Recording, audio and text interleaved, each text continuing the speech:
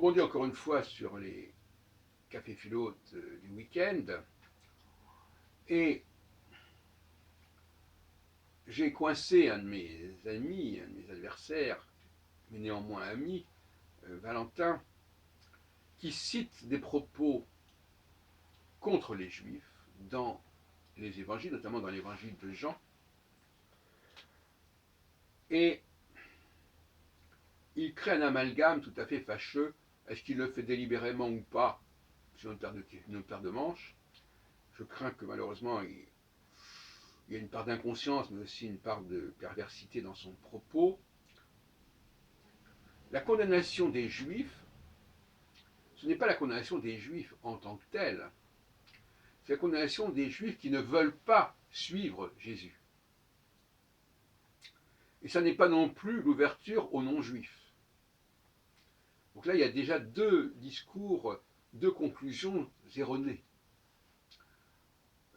Que tous les juifs ne soient pas disposés à suivre l'enseignement de Jésus, c'est une chose. Que cet enseignement soit pour autant ouvert aux non-juifs, en est une autre.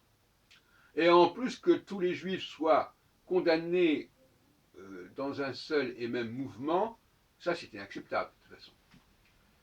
Donc on tire certains propos de leur contexte. Alors c'est toujours cette espèce de volonté d'utiliser les textes, mais de les utiliser de manière biaisée, en disant voilà ce qu'il a écrit. Alors donc finalement, ce qui est intéressant avec les textes, c'est qu'on peut très bien les sortir de leur contexte. Parce que souvent, d'ailleurs, le texte ne dit pas forcément de quoi il s'agit. Il faut l'interpréter, il faut le resituer, il faut le recadrer. Et donc, par conséquent, on va vous dire, voilà, à un moment donné, on dit les juifs, etc. Non, ce sont ces juifs-là qui constituent ce qu'on a appelé aussi la synagogue de Satan, qui sont, bon, quelque part, les chrétiens, Jésus, je ne sais pas, peu importe, considèrent que les juifs qui résistent à cette déclaration d'une nouvelle alliance et d'un nouveau régime, eh bien, ces juifs-là, ils sont animés par le diable. Mais pourquoi pas?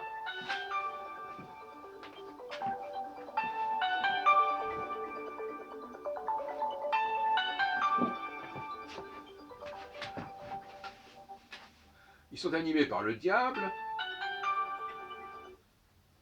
et on les met tous dans le même sac. Et c'est intéressant parce que voyez-vous, l'intérêt de discuter avec ces gens-là, c'est qu'à un moment donné, on s'aperçoit là où le bas blesse, là où l'argumentation est vicieuse, voyez-vous. Ça, je trouve ça très intéressant. Hein. Et d'ailleurs, quand j'ai répondu ça, tout de suite, ah, alors là, ça coinçait, là, ça passait plus. Parce qu'effectivement, et d'ailleurs, on a bien vu une sorte une mimique de déception quand je relance cet argument. Ah oui, c'est vrai, hein, oui, oui, ah oui, en effet, oui, c'est pas si simple que ça. Bon. Et c'est gênant pour ces gens-là parce qu'ils ont cristallisé un positionnement particulier qui fait qu'au bout du compte, ce sont les juifs en général qui sont inspirés par Satan et pas certains juifs. C'est comme si, par exemple, en France, tous les Français qui n'avaient pas suivi De Gaulle ou tous les Français qui n'avaient pas suivi Pétain, et on finissait par dire les Français en général. Bon, ça n'a pas de sens. Ce sont certains Français, certains Juifs. Donc, cet amalgame, il y a des guerres civiles. Il y a eu toujours des guerres civiles, même en France, sous la Ligue, il y avait une guerre civile, guerre de religion, etc., très, très dure, entre Français, qui a d'ailleurs conduit à ce que des étrangers s'en mêlent, que ce soit les Espagnols ou les Anglais, etc.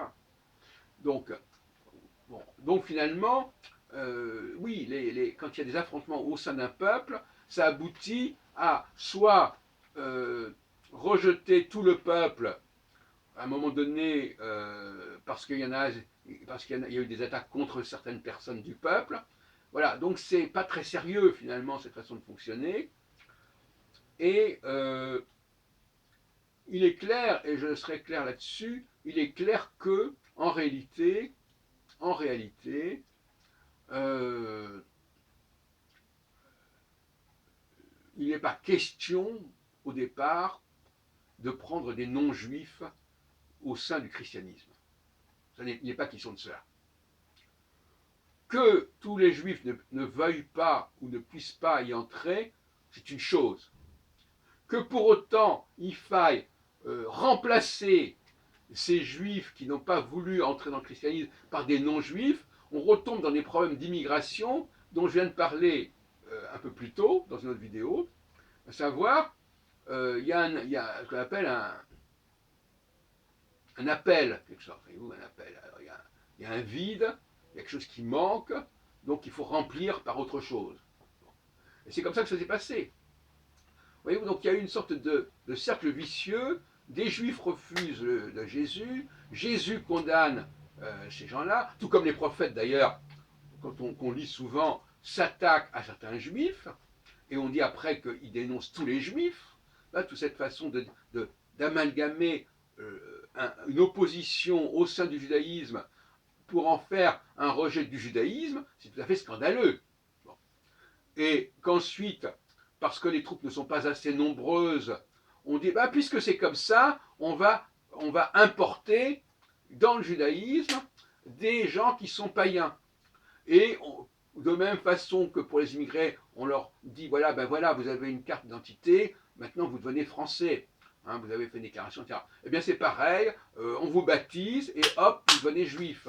Hein. Bon, par l'opération du Saint-Esprit, si on peut dire. Enfin, je veux dire, bon, cette façon expéditive de convertir les gens ou de les naturaliser ou de les intégrer, parce qu'il y a eu effectivement une déficience, il faut reconnaître, il y a une déficience, des gens qui ne veulent pas faire certains travaux, comme on a dit tout à l'heure, qui ne veulent pas faire des enfants, alors on va importer, ou des juifs qui ne veulent pas reconnaître la messianité de Jésus, et à partir de ce moment-là, les chrétiens qui sont dans ce sens-là vont dire ben, on va ouvrir les portes aux païens, pourquoi pas hein, on va leur proposer un protocole, un processus d'intégration, etc., avec les effets que l'on imagine, de grands remplacements. Voilà ce que je voulais dire sur ce sujet.